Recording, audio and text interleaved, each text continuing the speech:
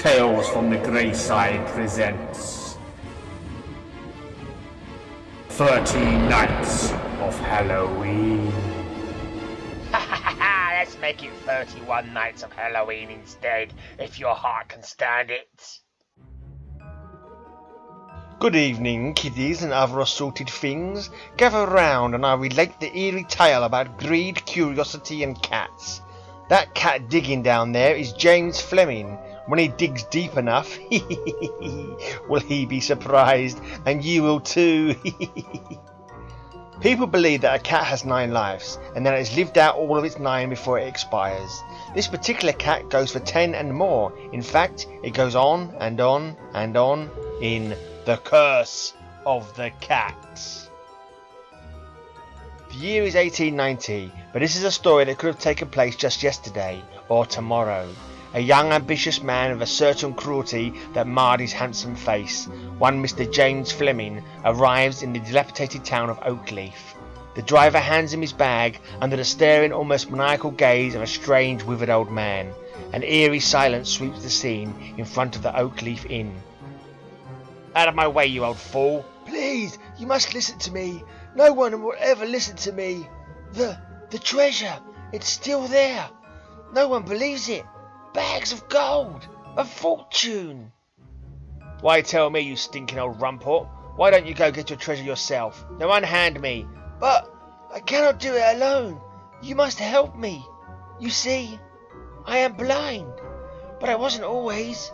Buy me a drink and I shall tell you all." "Alright, let's have it." Maybe the old fool does know something. "It was old Mr. Carson. I did odd jobs for him. He had money. Often I would hear him talking.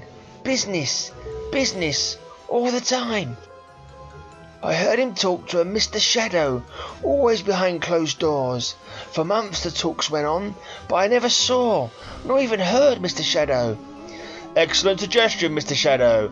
I'll do exactly that, Mr. Shadow." My curiosity getting the better of me, one day, strictly against Mr. Carson's wishes, I opened the door on some pretext to try and catch a glimpse of Mr. Shadow. The cat. Mr. Shadow is the cat. "I shall proceed accordingly, Mr. Shadow." Suddenly, in a strange frenzy, the cat sprang at my face. Viciously, almost vengefully, he clawed at me. When at last Mr. Carson got him off me, I cannot see. I'm blind. The shock of finding out that Mr. Shadow was a cat and his vicious attack had paralysed me into blindness. Thereafter, Mr. Carson cared for me, and I remained in his house as half guest, half servant. "I've brought you your lunch, Lewis." "Thank you, sir." And still his business conversations with the cat continued, and strangely he became more and more wealthy. "We're showing enormous profit on the railroad deal, Mr. Shadow."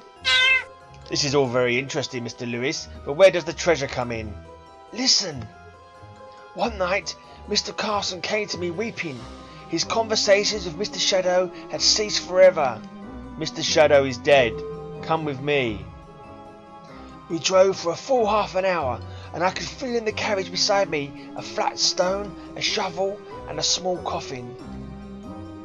Mr. Carson, who never did any manual labour, handed me the shovel, and I dug a grave for Mr. Shadow, as though for a man. Finally, he had me lower Mr. Shadow into the grave in the open coffin. It was then he gave the strangest eulogy ever heard. "Dear Mr. Shadow, you have been the better part of this relationship which has made me a wealthy man. Throughout the years your guidance has been nearly infallible. I could not put you to final rest without repaying you. And so here is your share, 2 bags of gold." He then had me cover the coffin, fill in the grave, and mark it with the flat stone. Then we went home.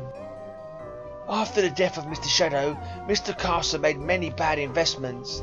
He died poor 2 years later and was buried in a pauper's grave, and I was left a blind old beggar. "Do you know where the grave is?" One morning he took me to visit the place. We were on Ravine Road, and I know we went south, for I felt the heat of the sun on my left all the way. It's a half-hour ride straight south from Ravine. You must take me there. "Your story is nonsense, old man. You have wasted my valuable time." Goodbye, old man. No, you must take me. You mean to cheat me of my treasure. Thief! Quiet, you. That night, where to, sir? Straight south on Ravine. I shall tell you when to stop. 1/2 hour later, James Fleming arrives at his destination, in his arm an oblong package, ostensibly containing flowers. Here's your money. You may go. Yes, sir.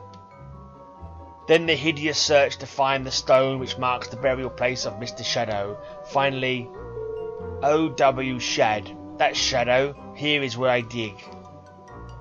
From the flower box emerges a shovel, and James Fleming embarks upon a forbidden voyage.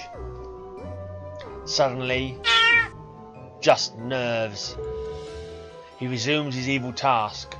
Ah, I've hit the box. Instantly, the rotted wood of the coffin collapses under his weight. And from the violated grave of Mr. O.W. Shad, violent sounds rip the midnight silence. Soon, the silence returning, a badly mauled hand, quivering, reaches up from the musty earth. And Mr. James Fleming emerges from the grave. That cat must have sneaked in while I was digging, but I have my treasure!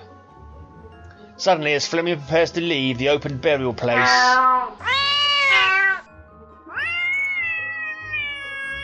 cats springing from every shadow strike at the madly fleeing figure of James Fleming.